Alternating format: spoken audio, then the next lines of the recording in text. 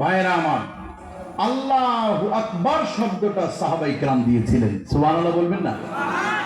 আমি এই মাসে গত মাসের 24 তারিখে বদর সফর করেছি। সুবহানাল্লাহ। বদরের ময়দানে ছিলাম মদিনা থেকে 180 কিলোমিটার দূরে। মক্কা থেকে মদিনা হলো প্রায় 480 বা 500 একটু কম হবে। সেখান থেকে আরো 180 কিলোমিটার। বদরের ময়দানে যখন উপস্থিত হলাম, সুবহানাল্লাহ বিহামদি, বদরের 313 জন সাহাবীর কথা আমার মনে পড়ে গেল। সাহাবায়ে কেরামদের এই ইতিহাস আমার সাথে যত হাজী সাহেবরা প্রতিবার যায় আমি তাদেরকে বর্ণনা করি। বদরের মূল যুদ্ধের জায়গা থেকে একটু দূরে একটা বিশাল পাহাড় রয়েছে। এই পাহাড়ের উপরে আল্লাহ সুবহানাহু ওয়া তাআলা, এটা বালির পাহাড়, এখানে 5000 ফেরেশতা নাযিল হয়েছে। সুবহানাল্লাহ। পাহাড়টির নাম হলো জাবালুল মালাইকা। এই পাহাড়ে ফেরেশতা নাযিল হওয়ার একমাত্র কারণ হলো রাসূলুল্লাহর কান্না। বিশ্বনবী মুহাম্মদুর রাসূলুল্লাহ বদরের ময়দানে মাথা নিচু করে দিয়ে কান্না কাটি করতেছেন। আল্লাহ গো, যদি আমার সাহাবায়ে কেরাম আজকে হেরে যায়, যুদ্ধে যদি আমরা পরাজয় বরণ করি, আর একজন মানুষও তোমাকে আল্লাহু আকবার বলে ডাকবে না। আজকে বদর যুদ্ধে জিতে গেছি বলে আজকে আপনাদের এই দ্বীপচরে ঈমান পৌঁছে গিয়েছে। কথা বলেন ঠিক না বেঠিক? বদর যুদ্ধে আমরা জিতেছি বলে আজকে গোটা পৃথিবীর অন্ধকার জায়গাগুলিতে কালিমার দাওয়াত পৌঁছে গিয়েছে। সেই কথাটাই আল্লাহ পাকের কাছে প্রশ্ন করতে এসেছিলেন নবীর মাধ্যম দিয়ে সাহাবায়ে কেরাম, যে হুজুর বলে দেন আল্লাহর কাছে সবচেয়ে প্রিয় আমল কোনটা? সুবহানাল্লাহ। আল্লাহর কাছে প্রিয় আমল কোনটা? এটা আমাদের জানার বড় ইচ্ছা আছে না নাই? আল্লাহ পাক রব্বুল আলামিন এই কথাটা প্রশ্ন করার আগে পছন্দ করেছেন বলে তিনি নিজেই জবাব দিচ্ছেন। সুবহানাল্লাহ বলেন। এবার দেখেন, আল্লাহ পাক নিজেই বলতেছেন, জমিন ও আসমানের মধ্যে যা কিছু আছে মহাপ্রজ্ঞাশালী প্রজ্ঞাময় আল্লাহ পাক রব্বুল আলামিনের প্রশংসা করে।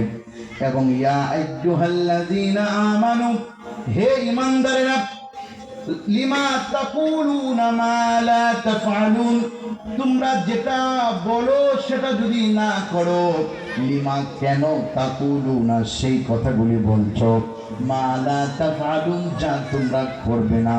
এই কথা বলার কারণ হলো আপনারা বলবেন হুজুর মাহফিল দিলাম, প্যান্ডেল সাজালাম, এই মাহফিলে আমরা আসবো, কোরআনের কথাগুলি বলবো, কোরআনের কথাগুলি শুনবো, কিন্তু প্যান্ডেল সাজালেন, মাহফিল দিলেন, আর রাস্তা দিয়ে ঘুরলেন, প্যান্ডেলে বসলেন না। তার মানে হলো এই কথার মতোই হয়ে গেল। আসলে যা মনে মনে করলেন, কাজে করলেন, সেটা আসলে বাস্তবে দেখালেন না। কথা বলেন ঠিক কিনা? এটা হলো সেই মুনাফিকদের মতো হয়ে যাবে। আল্লাহ তাআলা বলছেন এরকম তোমরা করো না। যেটা তোমরা বলো সেটা যদি না করো, তাহলে এটা কি হবে জানো? কাবুরা মাকতান ইনদাল্লাহি আন তাকুলু মা লা তাফআলুন। যদি তোমরা আল্লাহর কাছে অপছন্দনীয় জিনিস শুনতে চাও, তাহলে শোনো, যেটা তোমরা বলো সেটা যদি না করো, এটি হলো আল্লাহর কাছে অপছন্দনীয়। জোরে বলেন আল্লাহু আকবার। গোটা পৃথিবীর সব মুসলমানরা এখন মুখে মুখে বলতেছে আল্লাহর জমিনে আল্লাহর দ্বীন কায়েম করা দেখতে চায়। কথা বলেন ঠিক কিনা? আওয়াজ দিয়ে বুঝে বুঝে উত্তর দেন, জোরে জোরে উত্তর দেন। এই মজলিসে যারা বসে আছেন, এই বিশাল প্যান্ডেলে সবাই আওয়াজ দিয়ে বলেন, রাস্তাঘাটে দোকানপাটে যারা আছে তারাও বলেন, আমরা আল্লাহর জমিনে আল্লাহর দ্বীন কায়েম করা দেখতে চাই কি চাই না? কারা কারা চান আল্লাহু আকবার বলে দেখান তো দেখি। লিল্লাহে তাকবীর। আল্লাহর জমিনে আল্লাহর দ্বীন বাস্তবায়ন করা দেখতে চাই, দেখতে চাই। আর আল্লাহর জমিনে আল্লাহর দ্বীন বাস্তবায়ন করা দেখতে চাই, এটা মুখে বললে হবে না। আল্লাহ বলছেন আন তাকুলু মা লা তাফআলুন, তোমরা যেটা বলো সেটা যদি না করো, এটা আমার কাছে সবচেয়ে বেশি অপরাধ। কথা বলেন ঠিক কি না? আপনি মঞ্চে এসে বললেন দ্বীন কায়েম করা দেখতে চায়, কোরআনের রাজ কায়েম হোক, আল্লাহর জমিনে আল্লাহর কোরআন কায়েম হোক, আর সেই জায়গা মতো গিয়ে উল্টা পাল্টা করবেন, এটা আল্লাহর কাছে অপছন্দনীয়। কথা বলেন ঠিক কিনা? আন তাকুলু মা লা তাফালুন। কে বলছে? কোরআন। কে বলছে? কে বলছে? কোরআন। সূরাতুস সাফ এটাকে স্পষ্ট ঘোষণা করতেছে। কে? যারা বলেন কে? কোরআন। সূরাতুস সাফ এটি হলো 28 নম্বর পারা, 552 নম্বর পৃষ্ঠা খুলে দেখেন। আল্লাহ তাআলা বলছেন, বান্দা শুনে রাখো, এবার আল্লাহর কাছে প্রিয় জিনিসটা আল্লাহ নিজেই বলতেছেন। এবার আল্লাহর কাছে প্রিয় জিনিস কোনটা? আমরা এবার সুন্দর করে শুনবো। আল্লাহ বলতেছেন, ইন্নাল্লাহা ইউহিব্বুল্লাযীনা ইউকাতিলুনা ফি সাবিলিহি সাফফান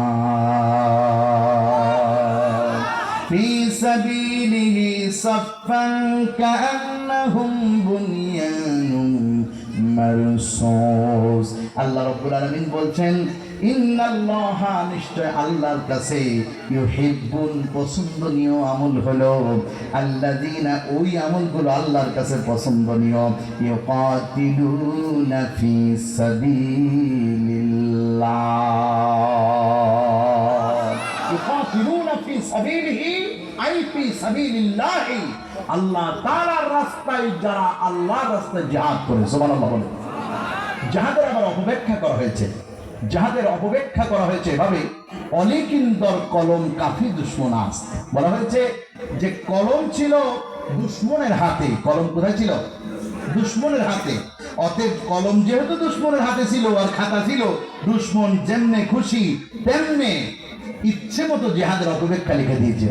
আসলে জিহাদ এটি নয়। জিহাদেরও আমাদেরকে জিহাদ বুঝতে হবে। আমাদের সমাজে জিহাদকে একটি অপব্যাখ্যা দিয়ে মানুষের মগজকে নষ্ট করে দেওয়া হয়েছে। আসলে আল্লাহ তাআলা যে জিহাদ বলেছেন, এটি হলো মানুষের জন্য চূড়ান্ত জীবন বাঁচানোর রাস্তা। আল্লাহ তাআলা কি বলছেন দেখেন, ওরা বলছে জিহাদ হলো মানুষকে হত্যা করা, মানুষকে মারা, মানুষকে খুন করা। আসলে এটি জিহাদ নয়, এটি হলো চূড়ান্ত একটি অপরাধ। জিহাদ কাকে বলে? জাহাদা ইউজাহিদু। জিহাদ হলো জিহাদান। জিহাদ শব্দটি হলো প্রচেষ্টা করা। জিহাদ শব্দের অর্থ কি? প্রচেষ্টা করা। এটি হলো স্বাভাবিক অর্থ, সাধারণ অর্থ।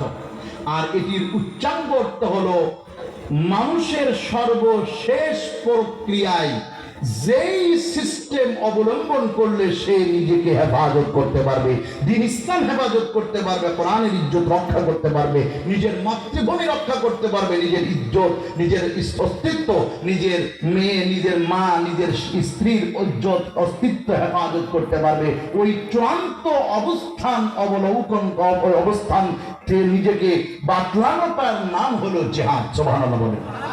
যেমন একজন ব্যক্তি নিজের স্ত্রীকে নিয়ে ঘাট পার হচ্ছে রাতের বেলায়, আর 2-3 জন যুবক এসে তার কাছ থেকে স্ত্রীকে কেড়ে নিয়ে তারা খারাপ কাজের প্রস্তাব দিল। সে নিজেকে চেষ্টা করতেছে, পারছে না। সর্বশেষ তার কাছে একটা কলম ছিল, কলমের পেন খুলে একটা চোখে মেরেছে। এটি হলো তার জন্য চূড়ান্ত জিহাদ। এটা কি বলে? এটা কি? আরো যারা বলে এটা কি? জিহাদ হলো সবচেয়ে বড় চূড়ান্ত জিহাদ। আপনারা বাড়ির থেকে হেঁটে হেঁটে এই যে এখানে আসছেন, এটিও একটি জিহাদ। আপনারা আযান দিয়েছেন, নামাজ পড়বার জন্য মসজিদে যাচ্ছেন, এটিও একটি জিহাদ। সারাটা দিন না খেয়ে রমজানের রোজা রয়েছেন, এটিও একটি জিহাদ। জিহাদ শব্দটার অর্থ হলো চেষ্টা করা। আপনি চেষ্টা করছেন, কিন্তু এই চেষ্টা, এই জিহাদের চেয়েও চূড়ান্ত জিহাদের নাম হলো আল্লাহর জন্য, আল্লাহর দ্বীন বাস্তবায়ন করবার উদ্দেশ্যে আল্লাহর রাস্তায় প্রাণান্তকর প্রচেষ্টা করা, মাল সম্পদ, ইজ্জত, ধন দৌলত সবকিছুর বিনিময়ে, এটি হলো চূড়ান্ত জিহাদ। যারা বলেন সুবহানাল্লাহ। জিহাদ, জিহাদ কিভাবে হয়েছে? সাহাবায়ে কেরাম জিহাদ করেছেন। সুবহানাল্লাহ। মদিনাতে রাসূলুল্লাহ সাল্লাল্লাহু আলাইহি ওয়াসাল্লামের কোন সাহাবী জিহাদের প্রশিক্ষণ নেন নাই, জিহাদ তারা চিনতেন না। অথচ আল্লাহ তাআলা কোরআন শরীফে তিনি সূরা 28 নম্বর পড়ার একদম শেষ পৃষ্ঠায় সূরা তাহরিমে আল্লাহ তাআলা বলছেন, ইয়া আইয়ুহান নবী জাহিদিল কুফার ওয়াল মুনাফিকিন ওয়াগলুজ আলাইহিম ওয়া মাওয়াহুম জাহান্নাম অবিসাল মাসির। হে রাসূল, আপনি কাফের আর মুনাফিকদের বিরুদ্ধে জিহাদ করুন। বিশ্বনবী মুহাম্মদ সাল্লাল্লাহু আলাইহি ওয়াসাল্লামের উপরে এই আয়াত নাযিল হওয়ার পরে আল্লাহ রাসূল বলছেন, আমি তো জিহাদ সম্পর্কে এখনো কিছুই বুঝি না, আমি তো জিহাদ কোনোদিন করিনি, আমি ইচ্ছে করে কাউর একটা চরও মারি নাই। আল্লাহ, আমি কেমনে জিহাদ করব? আমার সাহাবীরা সকলে হ্যাংলা পাতলা, আর এখন রমজান মাস, এরা কেমনে জিহাদ করবে? রাসূলুল্লাহ সাল্লাল্লাহু আলাইহি ওয়াসাল্লাম বড় চিন্তিত হয়ে গেলেন। আল্লাহু আকবার কবীরা।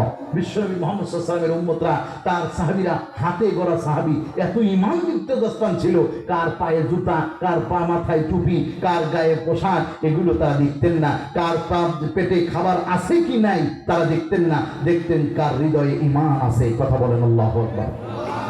বিশ্বনবী মুহাম্মদ রাসূলুল্লাহ সাল্লাল্লাহু আলাইহি ওয়াসাল্লাম বললেন, আল্লাহর বান্দাদেরকে প্রস্তুতি নিতে হবে আল্লাহর রাস্তায় জিহাদের জন্য। কাফেররা ওই বিশাল সমুদ্রের কোল ঘেঁষে, ওই মক্কা থেকে ওই বিশাল আরব সাগরের কোল ঘেঁষে কাফেররা আমাদের মদিনার উপরে হামলা করবার জন্য আসছে। বিশ্বনবীর কথা শুনে আল্লাহু আকবার, মসজিদে নববীর মধ্যে একজন নয়, দুইজন নয়, 313 জন সাহাবায়ে কেরাম লাব্বাইক ইয়া রাসূলুল্লাহ বলে হাত দেখালেন। সুবহানাল্লাহ। আমার মনে হতেছে আজকের এই মঞ্চে আমরাও যদি সেই দিন থাকতাম যারা উপস্থিত, আমার মনে হয় সকলেই না গেলেও এমন কিছু বান্দা আছে রাসূলুল্লাহর সামনে যদি বসে থাকতাম, আমরাও বলতাম হুজুর আমরাও যেতে রাজি আছি। যারা বলেন ঠিক কিনা? আমি একটু দেখতে চাই আবেগ ঘনমাখা হৃদয় নিয়ে হাতটাকে উত্তোলন করে কারা কারা আছে একটুখানি উত্তোলন করে দেখা দেন। রাসূলুল্লাহ যদি ডাক দিতেন আর আমরা যদি থাকতাম ওই মজলিসে, কারা কারা আল্লাহর রাস্তায় এই বদরের যুদ্ধে যেতে রাজি হতাম? আল্লাহু আকবার বলে। লিল্লাহে তাকবীর, লিল্লাহে তাকবীর, লিল্লাহে তাকবীর। আল্লাহ কবুল করেন, আল্লাহ কবুল করেন, আল্লাহ কবুল করেন। বলেন আমিন। আরো জোরে বলেন আমিন। আল্লাহ তাআলা আমাদের কবুল করে নেন। সুবহানাল্লাহ। তবে আমরা বদর পাইনি, আমরা উহুদ পাইনি, খন্দক পাইনি, হুনায়ন পাইনি, আমরা হযরতে খাব্বাবের সাথী হতে পারিনি, খুবাইবের সাথী হতে পারিনি, আমরা জুবায়ের তলহার সাথী হতে পারিনি। কিন্তু আমাদের সামনে একটি রাসূলুল্লাহর বর্ণিত সহিহ হাদিসের সনদে একটি হাদিসের জিহাদ আছে, নাম হলো গজওয়াতুল হিন্দ। জোরে বলেন সুবহানাল্লাহ। জোরে বলেন নাম কি? নাম কি? নাম কি? গজওয়াতুল হিন্দ। এই গজওয়াতুল হিন্দে রাসূলুল্লাহ বলেছেন যদি কেউ শরীক হয় তাহলে উহুদ আর বদরি সাহাবীদের যে সম্মান আল্লাহ দিয়েছেন, গজওয়াতুল হিন্দে শরীক হওয়া সাহাবীদের মতো তাদের সম্মান দিবেন কে? আরো জোরে বলেন কে? আরো জোরে বলেন কে? গজওয়াতুল হিন্দ যদি আসে, যেটা হিন্দুস্তানে যুদ্ধ হবে, মুনাফিক কাফের আর মুশরিকদের বিরুদ্ধে একমাত্র ঈমানদাররা যুদ্ধ করবে। আপনারা কি সেই যুদ্ধে শরীক হতে চান? জোরে বলেন, সেই যুদ্ধে শরীক হতে চান? কারা কারা চান হাত তোলেন তো দেখি। আল্লাহু আকবার বলে একটা আওয়াজ দিয়ে বলেন তো, মাঝখান থেকে তাকবীরের ধ্বনি দিয়ে আল্লাহু আকবার বলে বলেন তো দেখি ইনশাআল্লাহ। এটি আবেগ দিয়ে নয়, বিবেকের সাথে আওয়াজ দিয়ে বলেন কারা কারা গজওয়াতুল হিন্দে শরীক হওয়ার জন্য প্রস্তুত আছেন? আল্লাহু আকবার বলেন। গজওয়াতুল হিন্দে শরীক হওয়ার জন্য প্রস্তুত আছেন? একজন যুবক দাঁড়িয়ে দিয়ে লিল্লাহে তাকবীরের ধ্বনি দাও তো দেখি ইনশাআল্লাহ।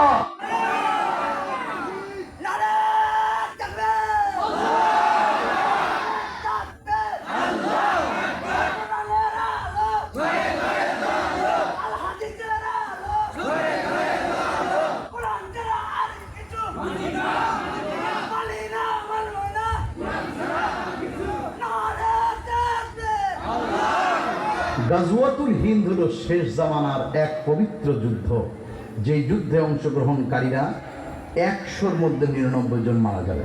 কয়জন মারা যাবে? কিন্তু একজন মুসলিম বেঁচে থাকবে, তবুও মুসলমানদের বিজয় হবে। সুবহানাল্লাহ বলেন। যারা শহীদ হবে তারা বদর, উহুদি শহীদি সাহাবীদের মর্যাদা পাবে। সুবহানাল্লাহ। আরো জোরে বলেন সুবহানাল্লাহ। আল্লাহু আকবার।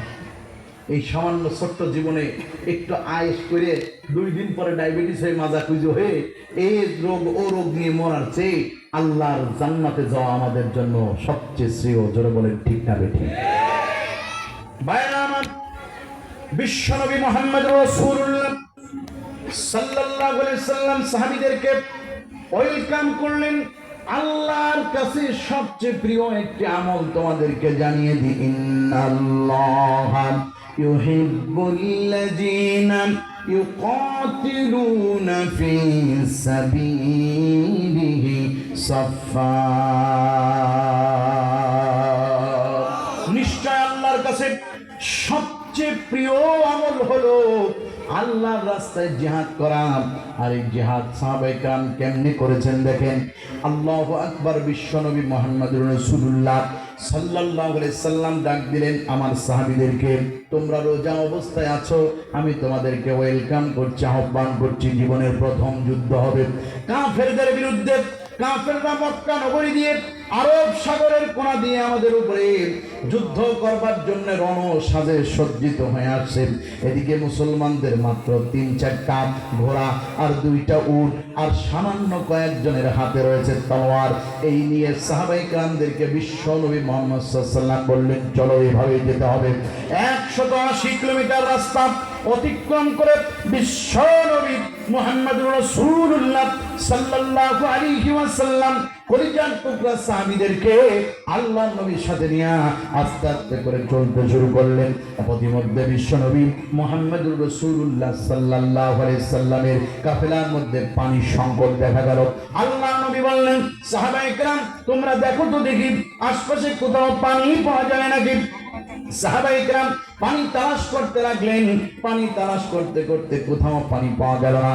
একটু ঝুপড়ির মধ্যে ছোট্ট একটা কুয়া পাওয়া গেল। কুয়াটার মধ্যে কিছু সুন্দর পানি দেখা গেল, খুব পরিষ্কার পানি। হযরত সাহাবায়ে কেরাম পানি উত্তোলন করলেন এবং সেটা পান করলেন। করার পরে এই হাতের ভিতরে শরীরের ভিতরে বড় বড় ফুসকা পড়তে লাগলো। বিশ্ব নবী মুহাম্মদুর রাসূলুল্লাহ সাল্লাল্লাহু আলাইহি সাল্লামের সাহাবীদের অবস্থা বড় করুণ হতে লাগলো।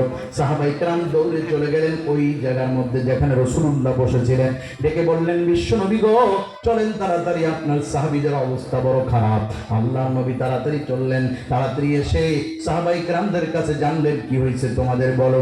সাহাবীরা বললেন, ইয়া রাসূলুল্লাহ, ইয়া হাবিব, আমরা এই কুয়ার পানি পান করেছি, আমাদের অবস্থা বড় খারাপ। এই কুয়ার মধ্যে কোনো বিষাক্ত বিষ প্রক্রিয়া রয়েছে। আল্লাহর নবী বললেন, তোমরা কি জানো না এই কুয়াটার মধ্যে কি অবস্থা? কারোর কাছ থেকে শোনা নাই। বলে, হুজুর আশপাশে কোনো লোক নাই, কারোর কাছ থেকে শুনতেও পারি নাই। বিশ্বনবী মুহাম্মদুর রাসূলুল্লাহ সাল্লাল্লাহু আলাইহি ওয়াসাল্লাম এই কথা বলার পরে তিনি বললেন, দেখো তো আশপাশে কোনো মরুভূমির মধ্যে কোনো লোক আছে নাকি, পাহাড়ি এলাকার ভিতরে কোনো লোক আছে নাকি। তালাশ করতে লাগলেন সাহাবায়ে কেরাম। তালাশ করতে করতে 2-3টা লোক পাওয়া গেল যারা উট চড়াইতেছিল চারণভূমির ভিতরে। বিশ্ব নবী সাল্লাল্লাহু আলাইহি ওয়াসাল্লামের সাহাবীরা জিজ্ঞাসা করলেন, কি ব্যাপার, আপনারা কি এই কুয়া সম্পর্কে কিছু বলতে পারেন আমাদেরকে? তারা বললেন, হ্যাঁ আমরা কুয়া সম্পর্কে জানি। বলে, কি জানো? বলে, এই কুয়াটা হলো একটা অভিশপ্ত কুয়া। এর মধ্যে মূর্তি পূজকরা তারা পূজা তাদের মূর্তিগুলিকে বিভিন্ন সময় ডোবায়। এলাকার মধ্যে তো কোনো নদী নালা খাল বিল কিংবা কোনো জায়গা নাই, পানি নাই, এই জন্য কুয়ার মধ্যে তারা ডোবায়। এটা হলো অভিশপ্ত কুয়া, জিন দ্বারা প্রবিষ্ট। আল্লাহু আকবার। সাহাবায়ে কেরাম দৌড়ে চলে আসলেন বিশ্ব নবী মুহাম্মদুর রাসূলুল্লাহর কাছে। এসে বললেন, ইয়া রাসূলুল্লাহ সাল্লাল্লাহু আলাইহি সাল্লাম, এই কুয়াটা বড় বিশাল একটা খারাপ কুয়া, যে কুয়ার মধ্যে থেকে কেউ পানি পান করে না। একটা পিপাসার্ত উটকে ওই কুয়ার পানি পান করতে দেওয়া হয় না। আল্লাহ নবী বললেন, আমাকে তাড়াতাড়ি কুয়ার কাছে নিয়ে চলো। নবীর কুয়ার কাছে নিয়ে যাওয়া হলো। রাসূলুল্লাহ নিজের মুখ থেকে একবার থুতু মোবারক ফেললেন আর বললেন, একটু পানি তুলে আমার সাহাবীদেরকে 2-1জনকে খাওয়াও তো দেখি। আল্লাহ নবীর সাহাবীরা ভয়ে হয়েছেন, তারপরেও দুনিয়ার সাহাবীদেরকে আল্লাহ রাসূল খাতে বলার পর তিনারা খাইলেন, পান করলেন। পান করার পরে দেখলেন আলহামদুলিল্লাহ কারো কোনো সমস্যা নাই। বিশ্ব নবী এবার আবার থুতু মোবারক ফেললেন। ফেলার পরে কুয়ার পানিটা এখন বর্তমানে আল্লাহ নবী নিজেই নাম দিয়ে দিয়েছেন, এটা আর মানুষের জন্য অকল্যাণের কুয়া না। এই কুয়াটা এখন মানুষের জন্য শিফাউল আমরাদ। এটি হলো মানুষের জন্য শিফা, বীরের শিফা বলা হয়, শিফা কুয়া। সুবহানাল্লাহ বলেন। যারা বদরে গিয়েছেন, যারা আল্লাহর ঘরে তাওয়াফ করতে গিয়েছেন, উমরা কিংবা হজে গিয়ে দেখবেন বদরে যেতে এই কুয়াটা পড়ে। বিশ্বনবী মুহাম্মদুর রাসূলুল্লাহ বীরের শিফা এটার নাম রেখে দিলেন। মজার ব্যাপার, ওখান থেকে কিছু পানি সংগ্রহ করে বদরের দিকে চলতে লাগলেন। বদরের জাহাজের ময়দানে বিশ্বনবী মুহাম্মদুর রাসূলুল্লাহ সাল্লাল্লাহু আলাইহি সাল্লাম অবস্থান নিলেন এমন একটা জায়গায়, যেই জায়গাটা ছিল নিচু, জায়গাটা ছিল খুব কষ্টকর। ওই জায়গাটার থেকে যুদ্ধ করা বড় কষ্ট। বদরের কুয়ার ভিতরে, কুয়ার থেকে পানি লাগবে, পানি কাফেররা আগের থেকে কুয়াটারে নিজেরা নিয়ন্ত্রণ নিয়েছে, কুয়ার পানি নবীজিকে দিল না। আল্লাহ নবী বললেন, পৃথিবীতে এত নিকৃষ্ট মানুষ কি আছে? পিপাসার্ত মানুষদের, রোজা রাখা মানুষদের জন্যও কি একটু পানির ব্যবস্থা করা যায় না? আল্লাহু আকবার। বিশ্ব নবী মুহাম্মদুর রাসূলুল্লাহকে তারা পানি দেয় নাই, সাহাবীদেরকে তারা পানি দেয় নাই। ওই 313 জনের বিপক্ষে যে সকল লোকেরা যুদ্ধ করতে এসেছিল তার মধ্যে আল্লাহর নবীর আপন চাচাও রয়েছিল। মজার ব্যাপার, বিশ্ব নবী পরের দিন আসার আগে রাতের বেলায় যুদ্ধ যেদিন হবে তার আগের দিন রাতের বেলায়, আজকে রাত কালকে যুদ্ধ হবে সকালবেলা সূর্য ওঠার পরে। এরপরে বিশ্বনবী রাতের বেলায় মাথা নিচু করে দিয়ে আল্লাহর নবী কাঁদতেছেন নজর নয়নে। সাহাবায়ে কেরাম বলতেছেন রাসূলুল্লাহরে পাওয়া যায় না, নবী কোন জায়গা দেখো তো, একটু খুঁজতে লাগলেন, কোথাও পাওয়া যায় না। হঠাৎ করে তারা একজন খবর দিলেন রাসূলুল্লাহ তালাশ করে লাভ নাই, আল্লাহর নবী আল্লাহর সাথে তিনি নামাজের সিজদায় পড়ে আল্লাহর কাছে কথোপকথন করতেছেন। আল্লাহর নবী দুই চোখের পানি ছেড়ে দিয়ে কাঁদতেছেন আর ডাক দিয়ে বলতেছেন, মালিক, এই বদরের প্রান্তরে যদি আমরা আজকে আয় আল্লাহ পরাজয় বরণ করি, আমরা যদি ঠকে যাই, আমরা যদি হেরে যাই, আর কেউ আপনাকে আল্লাহ বলে ডাকবে না।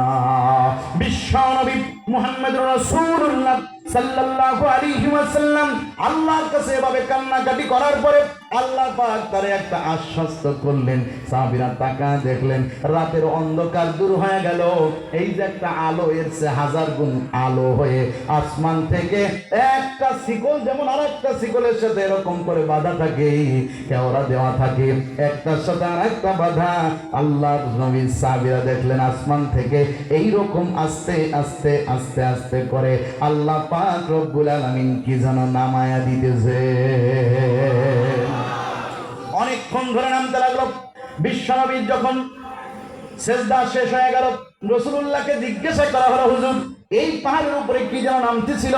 আল্লাহর নবী বললেন, তোমরা ভয় পেও না, এই পাহাড়ের উপরে যা নামতেছে আগামীকাল যুদ্ধের ময়দানে আল্লাহ পাক রব্বুল আলামিন আমাদেরকে এই ময়দানে সরাসরি সাহায্য করবার জন্য একজন দুইজন নয়, অসংখ্য অগণিত আল্লাহর ফেরেশতা নাজিল করেছেন। আমার ভাইরা, আগামীতেও যদি এভাবে করে আল্লাহর রাস্তায় ইন্নাল্লাহা ইউহিব্বুল্লাযীনা ইউকাতিলুনা ফী সাবিলিহি সাফফা কাআন্নাহুম বুনিয়ানুম মারসুস, আল্লাহর রাস্তায় যদি এভাবে করে আমরা একে অপরের কাঁধে কাঁধ মিলায়া জিহাদ করতে পারি, প্রচেষ্টা করতে পারি, ঈমানকে যদি এগিয়ে নিতে পারি, ইসলামের দ্বীন এগিয়ে নিতে পারি, আমাদের জন্য আল্লাহর এই রকম আল্লাহর ফেরেশতা দিয়ে আল্লাহ নিজে সাহায্য করবার জন্য প্রস্তুত। জোরে বলেন আল্লাহু আকবার, আর জোরে বলেন আল্লাহু আকবার। ভাইরা আমার, যুদ্ধ শুরু হবার আগে বিশ্বনবী মুহাম্মদ সাল্লাল্লাহু আলাইহি ওয়াসাল্লাম সাহাবাদেরকে নিয়ে বললেন, সাহাবায়ে কেরাম ভয় পেও না, আজকে রাতে আল্লাহর বড় ফয়সালা আসতেছে, আর তোমরা এই কিছুক্ষণের মধ্যে বৃষ্টি হবে, এই বৃষ্টিতে তোমরা বিচলিত হয় না, এটা আল্লাহর রহমতের বৃষ্টি। প্রচন্ড বৃষ্টি আসলো, কোনো বাতাস নাই, বৃষ্টি। কাফেররা অবাক হয়ে গেল, সবাই ভিজে গেল। মুসলমানদের মালামালগুলি আগের থেকেই তো অপর থেকে ওয়ার্নিং দেওয়া ছিল যে বৃষ্টি হবে, অতএব তাড়াতাড়ি নিজেরা সরে পড়ো। নিজেদের মালামালগুলি সংরক্ষণ করা হলো। সাহাবায়ে কেরাম, বৃষ্টিতে একটা আজীব তথ্য বেরিয়ে এলো। কাফেররা ছিল পাহাড়ের একটু উপত্যকায়, সাহাবীরা ছিলেন নিচেই তাদের পা দাঁড়াচ্ছিল না, বালির ভিতরে পা গড়ে যাচ্ছিল। বালিটা একটু শুষ্ক, মানে শুকনা ছিল। শুকনা বালির মধ্যে পা দিলে বালিটা সরে যায়। আল্লাহ পাকের বৃষ্টিতে উপরের বালিগুলি ধুয়ে ধুয়ে নিচে এসে বালিতে পানি ফেললে বালি মজবুত হয়ে যায়। কথা বলেন ঠিক কিনা? সাহাবায়ে কেরামের পায়ের নিচের বালিগুলি মজবুত হয়ে গেল, যুদ্ধ করতে সহজ হতে লাগলো। আর উপরে কাফেররা ছিল, কাফেরদের পায়ের নিচের বালিগুলি গড়ে গড়ে তাদের মাটি বেরিয়ে তারা কাদায় পড়ে গেল। পরের দিন সকালবেলা বিশ্বনবী মুহাম্মদুর রাসূলুল্লাহ সাল্লাল্লাহু আলাইহি ওয়াসাল্লাম কাফেরদের বিরুদ্ধে জিহাদের রণদামামা বাজিয়ে দিলেন। আল্লাহর রাস্তায় জিহাদ করবার জন্য নিজেই কালিমার পতাকা উত্তোলন করলেন। আল্লাহর নবী বললেন, সাহাবায়ে কেরাম আমার নিয়ে তোমরা চিন্তা করো না, তোমরা আল্লাহর রাস্তায় জিহাদ করো, আমার হেফাজতের দায়িত্ব নিয়েছেন কে? হযরত তালহা বললেন, হুজুর অবশ্যই কখনোই নয়, আল্লাহ আপনার যত দায়িত্বই নিক, আমরা আপনাকে একা ছেড়ে দিব না। আপনি অবশ্যই মনে রাখবেন, ইয়া আইয়ুহাল্লাযীনা আমানু কুনু আনসারাল্লাহি কামা ক্বালা ঈসা ইবনে মারইয়াম লিল হাওয়ারিয়্যিনা মান আনসারি ইলাল্লাহ ক্বালা আল হাওয়ারিয়্যুনা নাহনু আনসারুল্লাহি فآمنت طائفة من بني إسرائيل وكفرت طائفة فأيدنا الذين آمنوا على عدوهم فأصبحوا ظاهرين ওই ঈসা আলাইহিস সালামের উম্মতের মতো আমরা বলবো না ও নবী আপনি আর আপনার আল্লাহকে যুদ্ধ করেন গা, বরং আমরা বলবো রাসূল আমরা আপনার ডাইনে, আমরা আপনার পিছনে, আমরা আপনার বামে, আমরা আপনার সামনে, ও রাসূল আমরা আপনার চতুর্পাশে আমরা ঢাল হয়ে থাকবো। একটা ইটের খোয়া, একটা পাথরের কোনাও আপনার গায়ে লাগতে দিব না। আজকে আমি বলতে চাই আল্লাহ রাসূল যদি বেঁচে থাকতেন, আজকে এই দ্বীপচরের লোকেরা বলুন এই বিশাল প্রোগ্রাম থেকে আল্লাহ রাসূলের ডাইনে বামে সামনে পিছনে কারা কারা থাকতে রাজি ছিলেন? আল্লাহু আকবার বলেন। আল্লাহ কবুল করেন, বলেন আমিন। হাত তুলে রাখেন। আল্লাহ কবুল করেন, জোরে বলেন আমিন। আরো জোরে বলেন আমিন। আল্লাহ আমাদেরকে কবুল করেন, বলেন আমিন। প্রিয় ভাইরা, ওই ময়দানে কি আমরা থাকতে রাজি আছি? দেখা যাবে ইনশাআল্লাহ ইসলামের জন্য আপনাদের মন, আপনাদের দেহ, আপনাদের আত্মা, আপনাদের কলিজা ইসলামের জন্য কতটুকু কাঁদে আমরা এতটুকু দেখবো ইনশাআল্লাহ। আমরা দেখবো যে ইসলামের জন্য আপনাদের মনটা কতটুকু কাঁদে। আপনারা ইসলামের জন্য কি সময় শ্রম জীবন দিতে রাজি আছেন? কথা বলেন, কথা বলেন, রাজি আছেন? ইসলামের জন্য কি সময় শ্রম জীবন দিতে রাজি আছেন?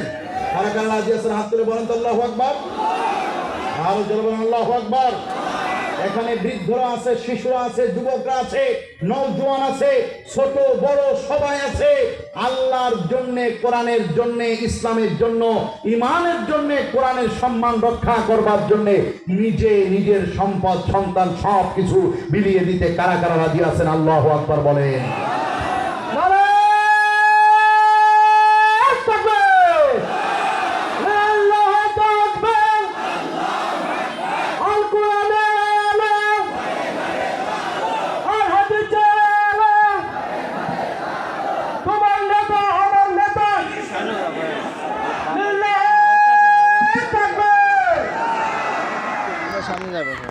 ভাইরা আমার, জিহাদের ময়দান প্রস্তুত হয়ে গেল, অথচ সাহাবায়ে কিরামদের হাতে কোনো অস্ত্র নাই, নিরস্ত্র।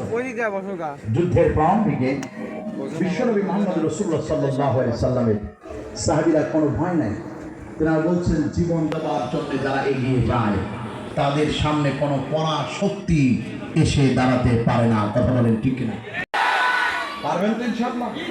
পারবেন তো ইনশাআল্লাহ? সামনে যায় ভিডিও। মুসলমান ভাইরা আমার, বিশ্বনবী যে বালক আছে একজনের নাম হলো, নাম বলেন তো দেখি, মুআজ, আর একজনের নাম মুআজ্জাজ।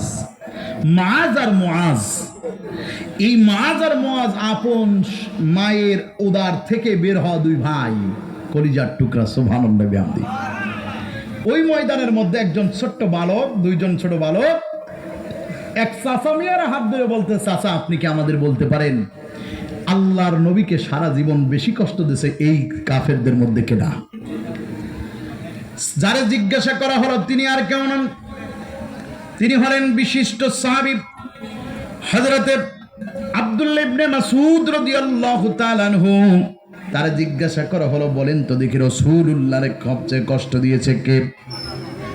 আব্দুল্লাহ ইবনে মাসউদ বললেন, শোনো, ওই যে ঘোড়ার উপরে চড়ে আছে একটা লোক, লাল পতাকা উড়ায় দিয়া চড়ে আছে, ওই লোকটা রাসূলুল্লাহর বেশি কষ্ট দিয়েছে।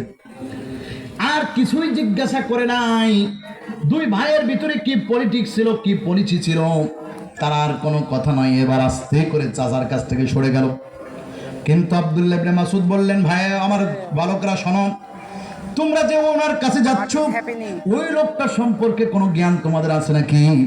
তারা কিন্তু কিছুই বলতেছেন না। উনি হলেন মক্কা নগরীর মধ্যে সবচেয়ে বড় লড়াকু সৈনিকের একজন, উনি হলেন আবু জেহেল। তারা কোনো কথাই শুনতে রাজি না। ভিতর দিয়ে তারা আস্তে আস্তে করে ঢুকে গিয়া তুমুল লড়াই যখন শুরু হয়ে গেল, পিছন দিয়ে যে আবু জেহেলের যে ঘোড়ার উপরে আবু জেহেল চড়েছিল, সাওয়ার ছিল, ঘোড়ার পিছনে একটা কোপ দিয়েছে, যেই রকটার উপরে মানুষ দাঁড়িয়ে থাকে, ঘোড়ার রকটা কেটে গেল, ঘোড়া পড়ে গেল। অমনি ছোট ভাই এসে আবু জেহেলের রগে এমন জোরে মারছে, আবু জেহেলের রক্ত ফিনকি দিয়ে পড়তে লাগলো। তবু আবু জেহেল এ তো দুনিয়ার সবচেয়ে বড় একজন শয়তান, এই শয়তানরা তো এত সহজে পার করা যায় না। কিন্তু ওই যে আব্দুল্লাহ ইবনে মাসউদ রাদিয়াল্লাহু তাআলা আনহু, উনি আগের থেকেই তালাশ করতেছিলেন, খেয়াল রাখতেছিলেন দুইজন বালক এদিকে গেল, নিশ্চয় তারা আবু জেহেলের হাতে হয় মার খাবে, না এরে তারে মারবে। বড় কঠিন ব্যাপার। হযরতে আব্দুল্লাহ ইবনে মাসউদ আস্তে আস্তে করে তিনি জিহাদের ময়দানে এগোচ্ছেন। তাকিয়ে দেখলেন আর লাল পতাকাধারী ব্যক্তি দাঁড়িয়ে নাই, সে পড়ে গেছে। তার মানে নিশ্চয়ই দুটো ভাই কাজ করে ফেলেছে। তিনি দৌড়ে গিয়ে আব্দুল্লাহ ইবনে মাসউদ আবু জেহেলের বুকের উপরে হাঁটু গাড়া দিয়ে বসলেন, আর নিজের হাতে একটা খঞ্জর ছিল, সাথে সাথে দুনিয়ার সবচেয়ে বড় নরাধমের গলা থেকে ধরটারে এক পোঁচ দিয়ে আলাদা করে দিলেন। লিল্লাহি তাকবীর। সাথে সাথে আবু জেহেল হত্যা হয়ে গেল। ছড়িয়ে পড়ল তোমাদের নেতা নাই, কাফেরদের মধ্যে মনোবল ভঙ্গ হয়ে গেল। আল্লাহ নবী সাল্লাল্লাহু আলাইহি সাল্লামের সাথে যুদ্ধে এসে কাফেরদের বড় বড় 70 জন কাফের ওই জায়গা সব নেতারা মারা গেল। আল্লাহ নবীর হাতে সাহাবীদের হাতে 70 জন বন্দী হলো।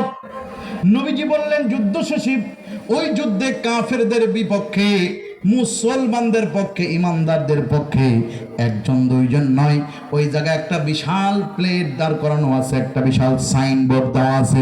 সাইনবোর্ডে লেখা রয়েছে আসমাউস শুহাদাই বদর। সুবহানাল্লাহ। বদরি সাহাবীদের নাম সহ, সুবহানাল্লাহ বিহামদি। এইভাবে করে নাম যদি পড়তে থাকেন একজন সাহাবীর নাম পাবেন। এই সাহাবী হলেন সেই সাহাবী হযরতে উমাইর বিন হাম্মাম রাদিয়াল্লাহু তাআলা আনহু। এনার আরো একটা সুন্দর নাম রয়েছে। এই সাহাবী রাসূলুল্লাহ যুদ্ধে যাওয়ার আগে বদরি সাহাবীদেরকে বলতেছিলেন আল্লাহর জান্নাতটা কত বড়, যদি শহীদ হও এই জান্নাতের মালিক হবা।